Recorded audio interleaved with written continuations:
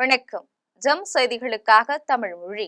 இந்திய நேரப்படி காலை 8:30 மணி செய்திகள். முதலில் ஜம் தலைப்புச் செய்திகளை காணலாம். சீருடை அணிந்த பெண்களுக்கு கூட பாதுகாப்பில்லாத கேவலமான திமுக ஆட்சியை அகற்ற வேண்டும். பாஜக மாநில தலைவர் நயினார் நாகேந்திரன் விமர்சனம். வெடிமருந்து உற்பத்திக்கான உலகளாவிய மையமாக இந்தியா மாற வேண்டும். மத்திய பாதுகாப்புத்துறை அமைச்சர் ராஜ்நாத் சிங் அறிவிப்பு. கரூர் கூட்ட நெரிசலில் சிக்கி 41 பேர் உயிரிழந்த சம்பவம். தவேக தலைவர் விஜயிடம் டெல்லியில் இன்று 2ஆம் கட்ட விசாரணை. காசா அமைதி குழுவில் பங்கேற்க இந்தியாவுக்கு அமெரிக்க அதிபர் டிரம்ப் அழைப்பு. இந்தியா நியூசிலாந்து அணிகளுக்கு இடையேயான 3வது ஒருநாள் கிரிக்கெட் போட்டி. இந்தியாவை வீழ்த்தி தொடரை கைப்பற்றியது நியூசிலாந்து அணி. இனி விரிவான செய்திகளை காணலாம். சீருடை அணிந்த பெண்களுக்கு கூட பாதுகாப்பில்லாத அளவிற்கு சட்ட ஒழுங்கை சீரழித்துள்ள கேவலமான திமுக ஆட்சியை அகற்ற வேண்டும் என்று பாஜக மாநில தலைவர் நயினார் நாகேந்திரன் தெரிவித்துள்ளார். தமிழக பாஜக தலைவர் நயினார் நாகேந்திரன் தனது சமூக வலைதள பதிவில் கண்டன பதிவை வெளியிட்டுள்ளார். இதில் பரமக்குடிக்கு வருகை புரிந்த முதலமைச்சருக்கு பாதுகாப்பு அளிக்க சென்ற பெண் காவலர்களை கழிவறையில் கைபேசி மூலம் சிறப்பு காவல் உதவி ஆய்வாளர் முத்துப்பாண்டி காணொலி எடுத்ததாக வெளிவந்த செய்தி மிகுந்த அதிர்ச்சியளிப்பதாக தெரிவித்தார். சீருடை அணிந்த பெண்களுக்கு கூட பாதுகாப்பில்லாத அளவிற்கு சட்ட ஒழுங்கை சீரழித்துள்ள கேவலமான ஆட்சியை நடத்தி வரும் முதலமைச்சர் மு.க.ஸ்டாலின் தமது துருப்பிடித்த இரும்பு கரத்தை கொண்டு முகத்தை மூடிக்கொள்ள வேண்டும் என்று விமர்சித்தார். ஆட்சி பொறுப்பேற்ற நாள் முதல் பெண்களின் பாதுகாப்பை சூறையாடும் திமுகவை வரும் தேர்தலில் விரட்டியடிப்பது ஒன்றே தமிழகத்தை அமைதி பூங்காவாக மாற்றுவதற்கான ஒரே வழி என்று கூறினார். வெடிமருந்து உற்பத்திக்கான உலகளாவிய மையமாக இந்தியா மாற வேண்டும் என்று மத்திய பாதுகாப்புத்துறை அமைச்சர் ராஜ்நாத் சிங் தெரிவித்துள்ளார். மராட்டிய மாநிலம் நாக்பூரில் உள்ள பாதுகாப்பு மற்றும் ஏரோஸ்பேஸ் சூரிய சக்தி ஆலையில் மீடியம் காலிபர் வெடிமருந்து உற்பத்தி தொகுதியை மத்திய பாதுகாப்புத்துறை அமைச்சர் ராஜ்நாத் சிங் திறந்து வைத்தார். இந்நிகழ்ச்சியில் அவர் பேசிய போது, நம்மிடம் நவீன உபகரணங்கள் இருந்தாலும் வெடிமருந்து பற்றாக்குறை அதன் செயல்திறனை மட்டுப்படுத்தியது என்றும் அத்தகைய சூழ்நிலை ஒரு வளமான மற்றும் திறமையான தேசத்திற்கு ஏற்றது அல்ல என்றும் கூறினார். தொடர்ந்து பேசிய ராஜ்நாத் சிங் வெடிமருந்து உற்பத்திக்கான உலகளாவிய மையமாக இந்தியா மாற வேண்டும் என்றார். பல வகையான வெடிமருந்துகள் முழுமையாக இந்தியாவிலேயே தயாரிக்கப்படுகின்றன என்றும் வரும் காலங்களில் பாதுகாப்பு உற்பத்தியில் தனியார் துறையின் பங்கு 50% எட்டுவதை உறுதி செய்ய உள்ளதாக தெரிவித்தார். கரூர் கூட்ட நெரிசலில் சிக்கி 41 பேர் உயிரிழந்த சம்பவம் தொடர்பாக தவேக தலைவர் விஜயிடம் டெல்லியில் இன்று 2ஆம் கட்ட சிபிஐ விசாரணை நடைபெற உள்ளது. தவேக தலைவர் விஜய் கடந்த ஆண்டு கரூரில் தேர்தல் பிரச்சாரம் மேற்கொண்ட போது கூட்ட நெரிசலில் சிக்கி 41 பேர் பலியான சம்பவம் நாட்டையே உலுக்கியது. இந்த சம்பவம் தொடர்பாக சிபிஐ அதிகாரிகள் விசாரணை நடத்தி வருகிறார்கள். இந்த விசாரணையை ஓய்வு பெற்ற நீதிபதி அஜய் ரஸ்தோகி தலைமையிலான குழுவினர் கண்காணித்து வரும் நிலையில் தவேக பொதுச் செயலாளர் புசி ஆனந்த், தேர்தல் மேலாண்மை பிரிவு பொதுச் செயலாளர் ஆதவ் அர்ஜுனா, கட்சியின் இணை பொதுச் செயலாளர் நிர்மல்குமார் ஆகியோரிடம் சிபிஐ அதிகாரிகள் விசாரணை நடத்தினர். இதையடுத்து தவேக தலைவர் டெல்லியில் உள்ள சிபிஐ அலுவலகத்தில் கடந்த 12ஆம் தேதி விசாரணைக்கு ஆஜரானார். சுமார் 7 மணி நேரம் நடைபெற்றதைத் தொடர்ந்து அடுத்த கட்ட விசாரணைக்காக பொங்கல் பண்டிகை முடிந்த பிறகு டெல்லியில் மீண்டும் ஆஜராக வேண்டும் என சிபிஐ சம்மன் அனுப்பியது. இந்நிலையில் சிபிஐ விசாரணைக்காக தவேக தலைவர் விஜய் நேற்று மாலை 4 மணிக்கு தனி விமானம் மூலம் டெல்லி புறப்பட்டு சென்றார். இன்றும் சிபிஐ அதிகாரிகள் விஜயிடம் பல்வேறு நெருக்கடியான கேள்விகள் கேட்க உள்ளனர். காசா அமைதி குழுவில் இடம்பெற இந்தியாவுக்கு அமெரிக்க அதிபர் டொனால்ட் ட்ரம்ப் அழைப்பு விடுத்துள்ளார். அமெரிக்காவின் முயற்சியால் காசா இஸ்ரேல் இடையே போர் நிறுத்தம் ஏற்பட்டுள்ளது. முதல் கட்டமாக ஹமாஸ் பிணை கைதிகளை விடுவித்த நிலையில் தொடர்ந்து இஸ்ரேல் தங்கள் நாட்டு சிறையில் உள்ள பாலஸ்தீன கைதிகளை விடுவித்தது. இதையடுத்து 2ஆம் கட்ட பேச்சுவார்த்தை நடைபெற உள்ள நிலையில் இது தொடர்பாக ஆலோசனை நடத்த ஒரு குழுவை அமெரிக்க அதிபர் டொனால்ட் ட்ரம்ப் அமைத்துள்ளார். இந்த குழுவில் இடம்பெற பாகிஸ்தான் பிரதமர் ஷபாஸ் ஷெரீப்பிற்கு ட்ரம்ப் அழைப்பு விடுத்தார். இதைத் தொடர்ந்து காசா அமைதிக்கான குழுவில் இடம்பெறுமாறு இந்தியாவுக்கும் அதிபர் ட்ரம்ப் அழைப்பு விடுத்துள்ளார். மேலும் துருக்கி, எகிப்து, அர்ஜென்டினா, இந்தோனேஷியா, இத்தாலி உள்ளிட்ட 60 நாடுகளின் தலைவர்களை இந்த அமைதி குழுவில் இணையவும் அதிபர் ட்ரம்ப் அழைப்பு விடுத்துள்ளார். இந்தியா நியூசிலாந்து அணிகளுக்கு இடையேயான மூன்றாவது ஒருநாள் கிரிக்கெட் போட்டியில் இந்தியாவை வீழ்த்தி நியூசிலாந்து அணி தொடரை கைப்பற்றியது. மத்திய பிரதேச மாநிலம் இந்தூரில் இந்தியா நியூசிலாந்து அணிகளுக்கு இடையேயான மூன்றாவது ஒருநாள் கிரிக்கெட் போட்டி நடைபெற்றது. இதில் டாஸ் வென்ற இந்திய அணி பந்துவீச்சை தேர்வு செய்தது. அதன்படி முதலில் விளையாடிய நியூசிலாந்து அணி 50 ஓவர்கள் முடிவில் 8 விக்கெட் இழப்புக்கு 337 ரன்கள் சேர்த்தது. அதிகபட்சமாக டேரில் மிட்சேல் 137 ரன்களும், கிளென் பிலிப்ஸ் 106 ரன்களும் எடுத்தனர். இந்திய அணியின் சார்பில் ஹர்ஷ்தீப் சிங் ராணா தலா 3 விக்கெட்டுகளை வீழ்த்தினார். தொடர்ந்து 337 ரன்கள் எடுத்தால் வெற்றி என்ற இமாலய இலக்குடன் களமிறங்கிய இந்திய அணி அனைத்து விக்கெட்டுகளையும் இழந்து 296 ரன்கள் மட்டுமே சேர்த்து தோல்வியை சந்தித்தது. அதிகபட்சமாக விராட் கோலி 124 ரன்கள் எடுத்த நிலையில் ஆட்டமிழந்தார். இதனால் 41 ரன்கள் வித்தியாசத்தில் நியூசிலாந்து அணி வெற்றி பெற்று 2-1 என்ற தொடரை கைப்பற்றியது. சங்கராபுரத்தில் மாவட்ட அளவில் நடைபெற்ற இறகுபந்து போட்டியை சங்கராபுரம் சட்டமன்ற உறுப்பினர் உதயசூரியன் துவக்கி வைத்தார்.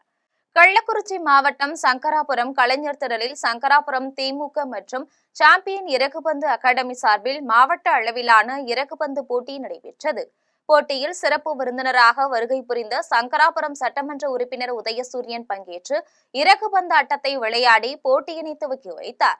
இறகுபந்து போட்டியில் பல்வேறு மாவட்டங்களை சேர்ந்த போட்டியாளர்கள் கலந்து கொண்டு விளையாடி தங்கள் திறமைகளை வெளிப்படுத்தினர்.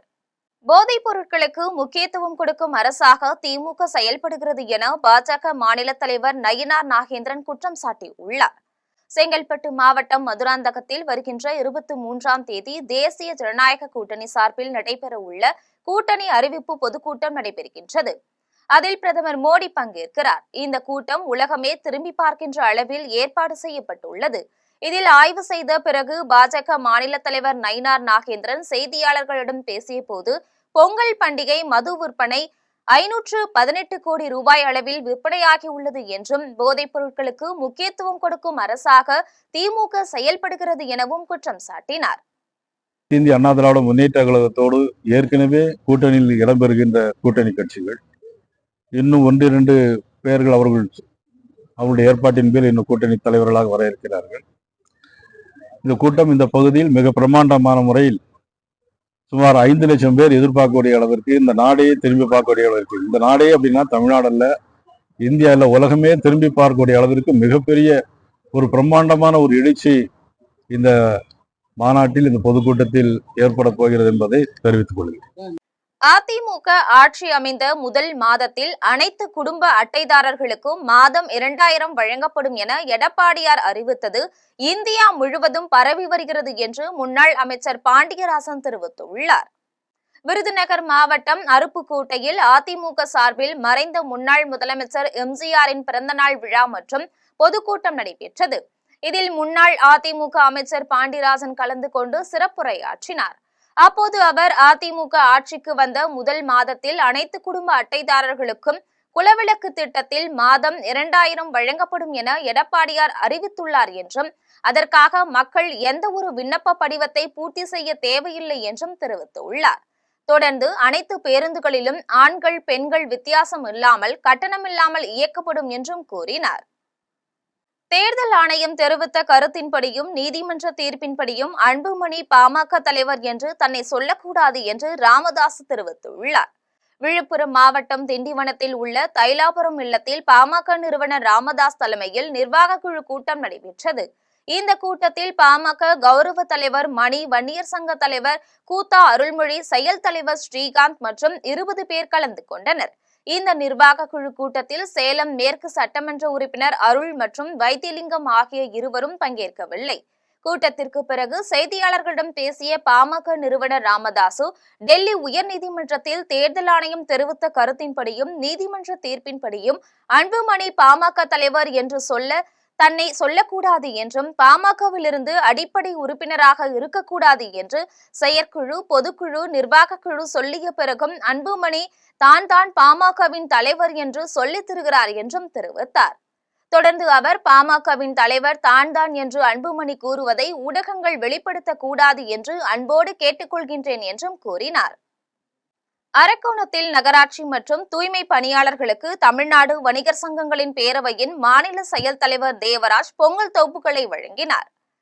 ராணிப்பேட்டை மாவட்டம் அரக்கோணம் பழைய பேருந்து நிலையத்தில் தமிழர் திருநாளையொட்டி தமிழ்நாடு வணிகர் சங்கங்களின் பேரவை அனைத்து வணிகர்கள் சார்பில் 300க்கும் மேற்பட்டோருக்கு பொங்கல் தொகுப்பு வழங்கும் நிகழ்ச்சி நடைபெற்றது. இதில் மாநில செயல் தலைவர் தேவராஜ் கலந்து கொண்டு நிகழ்ச்சியை தொடங்கி வைத்து பயனாளிகளுக்கு பொங்கல் தொகுப்புகளை வழங்கினார். இந்நிகழ்வில் நகர அரங்கம் செயலாளர் பன்னீர்செல்வம் உள்ளிட்ட நிர்வாகிகள் ஆகியோர் கலந்து கொண்டனர்.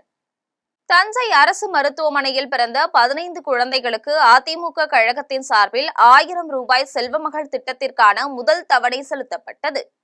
தஞ்சாவூர் மாவட்டம் அரசு ராசா மிராசுதாரர் மருத்துவமனையில் பிறந்த 15 குழந்தைகளுக்கு அதிமுக மாநில கொள்கை பரப்பு துணை செயலாளர் சரவணன் செல்வமகள் சிறு சேமிப்பு திட்டத்தின் கீழ் 1000 ரூபாய் கொடுத்து சேமிப்பு கணக்கை தொடங்கி வைத்தார். இதனை பெற்றுக்கொண்ட பெற்றோர்கள் மகிழ்ச்சியடைந்தனர். ஆதமங்கலம் புதூரில் நடைபெற்ற மஞ்சுவிரட்டு போட்டியை காண ஏராளமான பொதுமக்கள் பங்கேற்று போட்டியை கண்டுகளித்தனர். திருவண்ணாமலை மாவட்டம் ஆதமங்கலம் புதூரில் மஞ்சுவிரட்டு போட்டி நடைபெற்றது. போட்டியில் 200க்கும் மேற்பட்ட காளை மாடுகள் பங்கேற்றன. இந்நிலையில் சுற்றுவட்டார கிராமங்களில் இருந்து ஆயிரக்கணக்கான பொதுமக்கள் கலந்து கொண்டு மஞ்சுவிரட்டு போட்டியை கண்டுகளித்தனர். காரைக்காலில் நடைபெற்ற தேனிசை தென்றல் தேவா இசை நிகழ்ச்சியில் ஏராளமான மக்கள் கலந்து கொண்டு மகிழ்ச்சி அடைந்தனர். காரைக்கால் மாவட்டத்தில் தமிழர் திருநாளையொட்டி நடைபெற்ற கார்னிவல் திருவிழாவில் தேனிசை தென்றல் தேவா மற்றும் அவரது குழுவினர் பாடல் இசை நிகழ்ச்சி நடைபெற்றது. இதில் தேவா மற்றும் ஸ்ரீகாந்த் தேவாவுடன் அனுராதா ஸ்ரீராம், பிரியங்கா, அஜய் கிருஷ்ணா ஆகியோரின் பாடல் கச்சேரி மிக சிறப்பாக நடைபெற்றது. இந்த நிகழ்ச்சியை காண ஏராளமான பொதுமக்களும் சுற்றுலா பயணிகளும் கலந்து கொண்டு கண்டுகளித்து மகிழ்ச்சியடைந்தனர். கோவையில் தமிழக முன்னாள் முதலமைச்சர் எம்ஜிஆரின் ஓவியத்தை கோவையை சேர்ந்த ராஜா என்னும் ஓவியர் அழகாக வடிவமைத்துள்ளார். கோவையில் தமிழக முன்னாள் முதலமைச்சர் எம்ஜிஆரின் 109வது பிறந்த நாளை முன்னிட்டு கரும்புகளை கொண்டு அவரது ஓவியத்தை கோவையை சேர்ந்த ராஜா என்னும் ஓவியர் வடிவமைத்துள்ளார். கரும்பின் சக்கை மற்றும் மேல்புற தோலை கொண்டு அவரது ஓவியத்தை வடிவமைத்துள்ளார். பல மணி நேரம் எடுத்து இந்த ஓவியத்தை வடிவமைத்துள்ளதாக ராஜா தெரிவித்துள்ளார். கடலூரில் காய்கறி வியாபாரியை வீச்சரிவாளால் வெட்டிய குற்றவாளியை காவல்துறையினர் சுட்டு பிடித்தனர். கடலூர் மாவட்டம் மீனாட்சிப்பேட்டை கிராமத்தை சேர்ந்த ரமேஷ் அதே பகுதியில் காய்கறி கடை வைத்து நடத்தி வருகிறார். இந்நிலையில் ரவுடி சுபாஷ்கர் காய்கறி வாங்குவது போல் சென்று இருசக்கர வாகனத்தில் மறைத்து வைத்திருந்த வீச்சரிவாளால் காய்கறி வியாபாரி ரமேஷை கடுமையாக தாக்கி அங்கிருந்து தப்பித்து சென்றார். இதையடுத்து தப்பித்து சென்ற ரவுடி சுபாஷ்கரை பிடிக்க காவல் கண்காணிப்பாளர் ஜெயக்குமார் தலைமையில் தனிப்படை காவல்துறையினர் தேடி வந்தனர். இதைத் தொடர்ந்து இருப்பு கிராமத்தில் உள்ள முந்திரி காட்டில் பதுங்கியிருந்த சுபாஷ்கரை பிடிக்க சென்றபோது வெங்கடாச்சலம், வைத்தியநாதன் என்ற 2 காவலர்களை அவர் வைத்திருந்த கத்தியால் குத்தினார். இதனால் தற்காப்புக்காக காவல்துறை ஆய்வாளர் விஜயகுமார் ரவுடி சுபாஷ்கரை வலது காலில் சுட்டு பிடித்தனர். இதைத் தொடர்ந்து ரவுடி சுபாஷ்கர் மற்றும் 2 காவலர்கள் சிகிச்சைக்கு மருத்துவமனைக்கு அனுப்பி வைக்கப்பட்டனர். இந்நிலையில் கடலூர் மாவட்ட காவல் கண்காணிப்பாளர் ஜெயக்குமார் ரவுடியை சுட்டுப்பிடித்த காவலர்களை மருத்துவமனையில் நேரில் சந்தித்து ஆறுதல் கூறினார். கடலூர் மருத்துவமனையில் சேர்க்கப்பட்டு பின்னர் இப்போ ஜிப்மரில் தீவிர சிகிச்சை பிரிவில் சிகிச்சை பெற்று வருகிறார். ஸோ இதை யார் வெட்டினதுன்னு நம்ம அந்த சிசிடிவி கேமராக்கள் வழியாக பார்க்கும் பொழுது நெய்வேலி இந்திரா நகர் மாற்றுக்குடியிருப்பை சேர்ந்த சுபாஷ்கர் அப்படின்ற ரவுடி தான் நமக்கு தெரியும். செங்கத்தில் உள்ள தர்காவில் 18ஆம் ஆண்டு சந்தனக்கூடு விழா மிக சிறப்பாக நடைபெற்றது. திருவண்ணாமலை மாவட்டம் செங்கத்தில் உள்ள தர்காவில் 18ஆம் ஆண்டு சந்தனக்கூடு விழா மிக சிறப்பாக நடைபெற்றது. இந்நிகழ்வில் இஸ்லாமிய சகோதரர்களின் அழைப்பை ஏற்று அதிமுக மேற்கு ஒன்றிய செயலாளர் மகரிஷி மனோகரன் மற்றும் கட்சி நிர்வாகிகள் கலந்து கொண்டனர். சேலம் மாவட்டத்தில் அனுமதியின்றி நடைபெற்ற மஞ்சுவிரட்டு போட்டியின் போது மாடு முட்டியதில் 2 பேர் உயிரிழந்தது அப்பகுதியில் பெரும் சோகத்தை ஏற்படுத்தியுள்ளது. சேலம் மாவட்டம் கெங்கவள்ளிக்கு அருகில் உள்ள செந்தாரப்பட்டியில் உழவர் திருநாளை முன்னிட்டு அனுமதியின்றி ஜல்லிக்கட்டு போட்டி நடைபெற்றது. போட்டியின் போது மாட்டை அடக்க சென்ற அதே ஊரை சேர்ந்த சின்னத்தம்பியின் மகன் சக்திவேலை மாடு முட்டியதில் பரிதாபமாக சம்பவ இடத்திலேயே உயிரிழந்தார். அதேபோல் கொண்டையம் பள்ளியிலும் அனுமதியின்றி நடைபெற்ற மஞ்சுவிரட்டு போட்டியில் வேடிக்கை பார்க்க சென்ற ஜெகதீசனின் மனைவி வினிதாவை போட்டியில் கலந்து கொண்ட மாடு முட்டியது. அதில் படுகாயமடைந்த அவரை ஆத்தூர் அரசு மருத்துவமனைக்கு கொண்டு செல்லும் போது வழியிலேயே உயிரிழந்துள்ளார். இதுகுறித்து தகவல் அறிந்து சம்பவ இடத்திற்கு வந்த காவல்துறையினர் செந்தாரப்பட்டி மற்றும் கொண்டையம்பள்ளி ஆகிய ஊர்களில் அனுமதி இல்லாமல் மஞ்சு விரட்டு போட்டியை நடத்தியவர்கள் மீது வழக்கு பதிவு செய்து விசாரணை நடத்தி வருகின்றனர். தஞ்சை பெரிய கோவிலில் ஏராளமான பக்தர்களும் சுற்றுலா பயணிகளும் காலை முதலே நீண்ட வரிசையில் நின்று சாமி தரிசனம் செய்தனர். தஞ்சாவூர் மாவட்டம் பெரிய கோவிலில் பொங்கல் திருநாளை முன்னிட்டு சுவாமிக்கு பல்வேறு அபிஷேக ஆராதனைகள் நடைபெற்றது. இதனை காண ஏராளமான பக்தர்களும் சுற்றுலா பயணிகளும் காலை முதலே நீண்ட வரிசையில் நின்று சாமி தரிசனம் செய்தனர். பொங்கல் பண்டிகை தொடர் விடுமுறையை முன்னிட்டு ஏற்காட்டை சுற்றி பார்க்க ஏராளமான சுற்றுலா பயணிகள் குவிந்தனர். தமிழகத்தில் உள்ள முக்கிய சுற்றுலா தலங்களில் ஒன்றான சேலம் மாவட்டம் ஏற்காட்டிற்கு விடுமுறை நாட்களில் சுற்றுலா பயணிகள் அதிக அளவில் வருவது வழக்கம். இந்த நிலையில் பொங்கல் பண்டிகையை முன்னிட்டு பள்ளி மற்றும் கல்லூரிகளுக்கு விடப்பட்ட தொடர் விடுமுறையால் சுற்றுலா பயணிகள் அதிக அளவில் வந்தனர். சுற்றுலா பயணிகள் ஏற்காடு அண்ணா பூங்கா, ஏரி பூங்கா, படகு இல்லம், தாவரவியல் பூங்கா, ரோஜா தோட்டம், சேர்வராயன் கோவில், கிளியூர் நீர்வீழ்ச்சி ஆகிய பகுதிகளுக்கு சென்று சுற்றி பார்த்து மகிழ்ந்தனர். குறிப்பாக ஏற்காடு வரும் சுற்றுலா பயணிகள் அதிக அளவில் விரும்பி செல்லும் இடங்களில் ஒன்றான ஏற்காடு படகு இல்லத்தில் படகு சவாரி செய்ய சுற்றுலா பயணிகள் கூட்டம் அலைமோதியது. கூட்டம் அதிகமாக இருந்தாலும் மக்கள் நீண்ட நேரம் காத்திருந்து படகு சவாரி செய்து மகிழ்ந்தனர். சென்னையில் தனிநபர் ஒருவர் ஆண்டுதோறும் தைப்பொங்கலில் ஏழை பெண்களுக்கு புடவை வழங்கி வருவது அனைவரின் பாராட்டையும் பெற்றுள்ளது. சைதாப்பேட்டையில் கட்டில், பீரோ மற்றும் பெட்டகங்கள், அலமாரிகள் தயாரிக்கும் நிறுவனம் நடத்தி வரும் முத்து கடந்த 10 ஆண்டுகளாக பொங்கல் திருநாளில் பெண்களுக்கு இலவசமாக சேலை வழங்கி வருகிறார். முதலில் சிறிய அளவில் சேலைகள் வழங்கும் பணியை ஆரம்பித்து இவர் இந்த பொங்கலில் சுமார் 5000 பேருக்கு சேலைகளை வழங்கியுள்ளார். தொடர்ந்து அவர் அடுத்த ஆண்டு 10,000 பேருக்கு வழங்குவேன் எனவும் தெரிவித்தார். பெண்கள் பலர் வரிசையில் நின்று ஆர்வமுடன் சேலையை வாங்கிச் சென்றனர். பென்னாகரம் அருகில் யானை மிதித்து முதியவர் உயிரிழந்தது அப்பகுதி மக்களிடையே அதிர்ச்சியை ஏற்படுத்தியுள்ளது. பென்னாகரம் அருகில் உள்ள குள்ளாத்தன்பட்டியில் வனப்பகுதியை ஒட்டியுள்ள தனது நிலத்தில் மகாராஜன் இரவு காவலுக்கு சென்றுள்ளார். அப்போது அங்கு வந்த காட்டு யானை காவலுக்கு குடிசையில் படுத்திருந்த மகாராஜனை தாக்கியுள்ளது. இதில் படுகாயமடைந்த அவர் சம்பவ இடத்திலேயே பலியானார். தகவல் அறிந்து சம்பவ இடத்திற்கு விரைந்து வந்த வனத்துறையினர் மற்றும் காவல்துறையினர் மகாராஜன் உடலை மீட்டு உடற்கூறாய்விற்காக மருத்துவமனைக்கு அனுப்பி வைத்தனர்.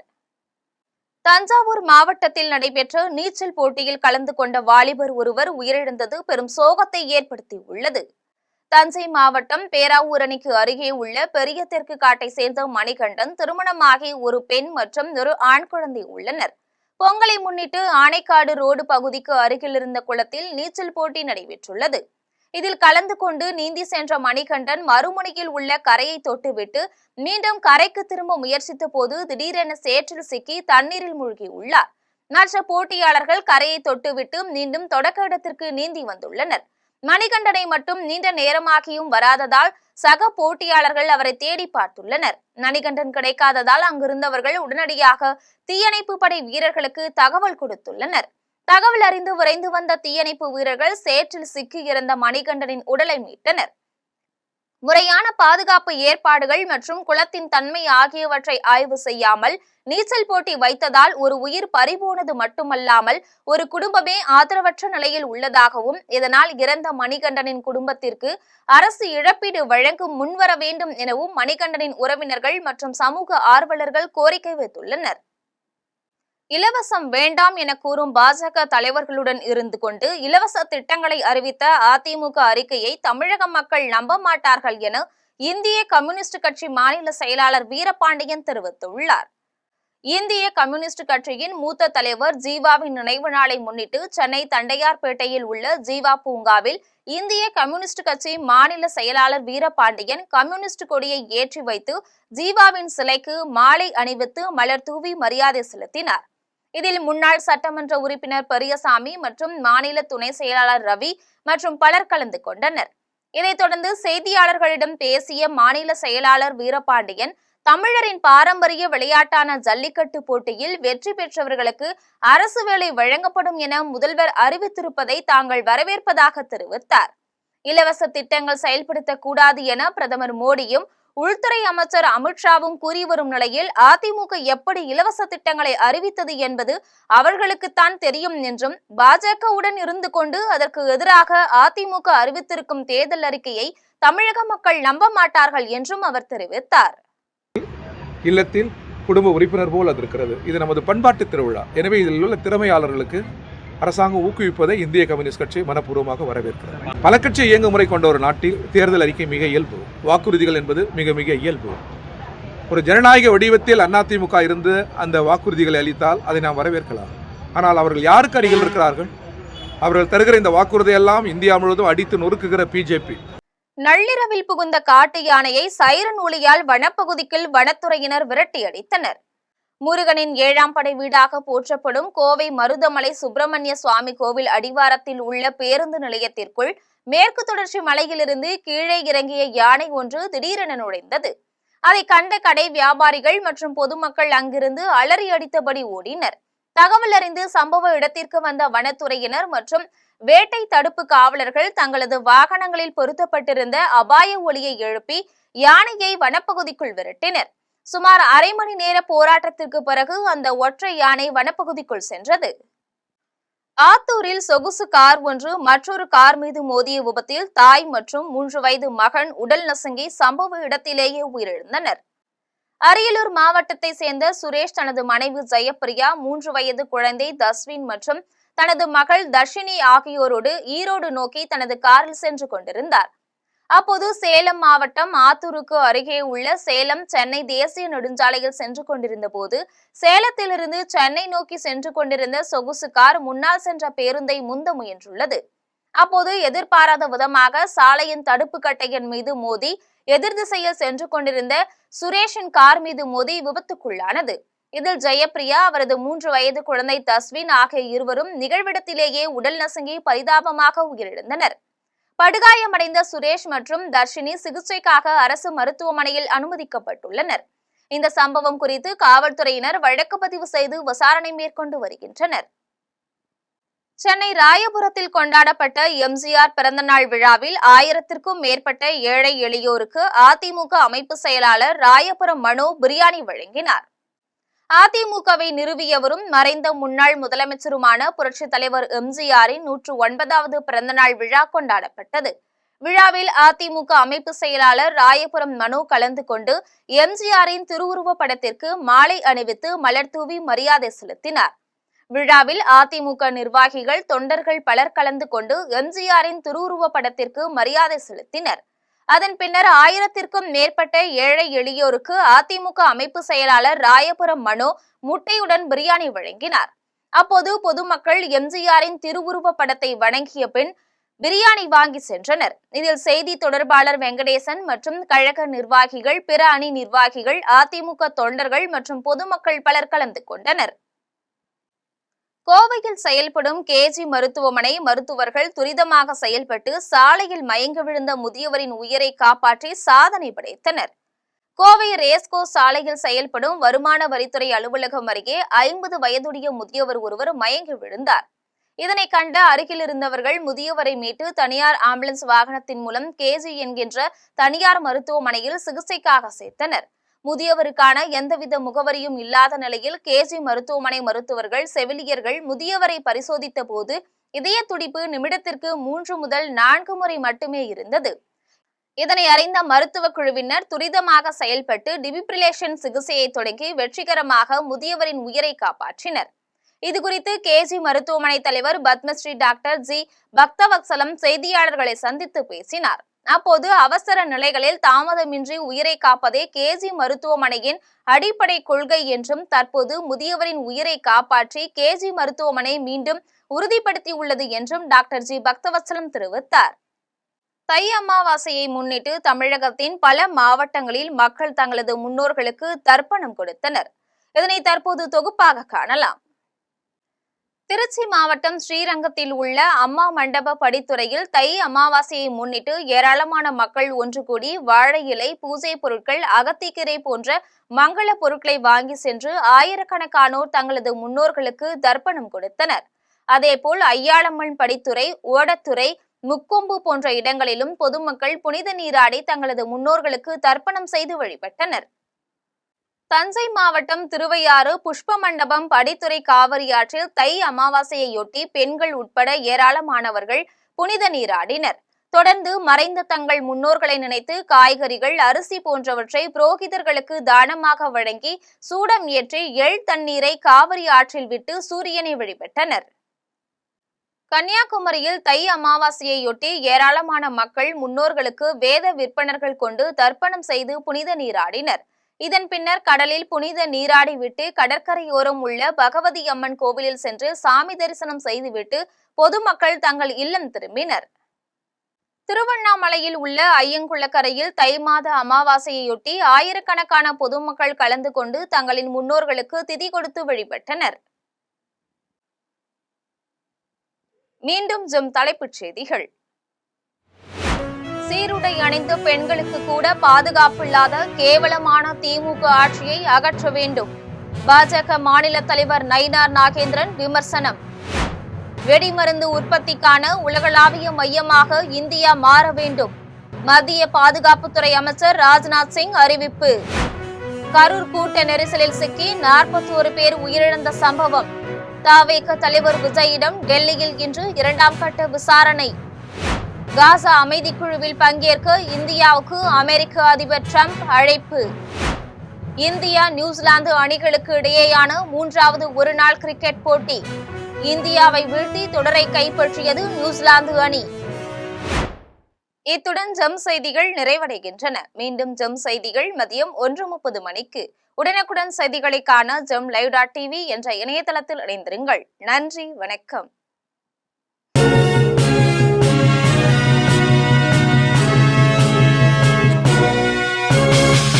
உடனுக்குடன் அப்டேட் தெரிந்து கொள்ள ஜெம் டிவி தமிழ் ஆப்பை இன்ஸ்டால் செய்யவும்.